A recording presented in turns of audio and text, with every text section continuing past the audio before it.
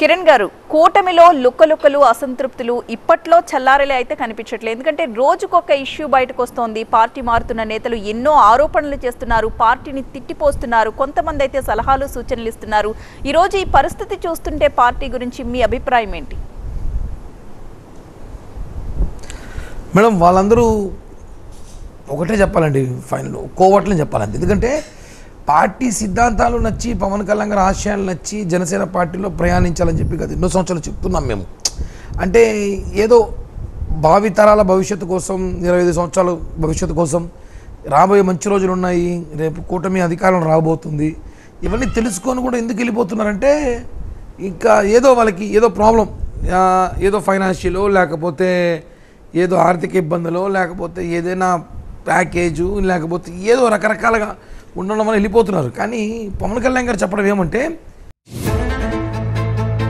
India now is a very significant power in the world, economically, diplomatically, through its enormous soft power.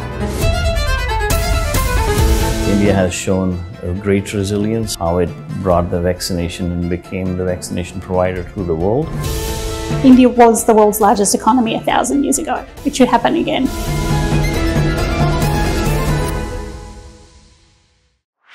This and more. Streaming on News 9+.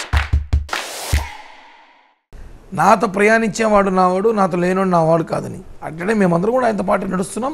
But కొంతమంది అధికార seat రాలేదనో, 21 సీట్లు వచ్చాయని అసలు తెలియపోవడం, మాకు ఇవ్వలేదనో, ఇలా రకరకాల మనుషులు ఉన్నారు మేడం. ఇవన్నీ కూడా మేము పట్టించుకోం, మళ్ళీ కేర్ కూడా చేయం. ఎందుకంటే మాకు ఒక టార్గెట్ ఉంది, జగన్ని ఓడించాలి, తీసుకుని 21 సీటు గెలవాలి, కూటమి అధికారంలో రావాలని చెప్పి ప్రయత్నం ఉన్నాం. కాబట్టి కొంతమంది వెళ్ళిపోతున్న వాళ్ళని ఈరోజు పవన్ కళ్యాణ్ గారు ఓపెన్ స్టేట్మెంట్ ఇచ్చారు. వెళ్ళిపోయే వాళ్ళు కూడా నా వాళ్ళు కాదు, నాయకులు వెళ్ళిపోతే జన సైనికులు ఉన్నారు అనేసి.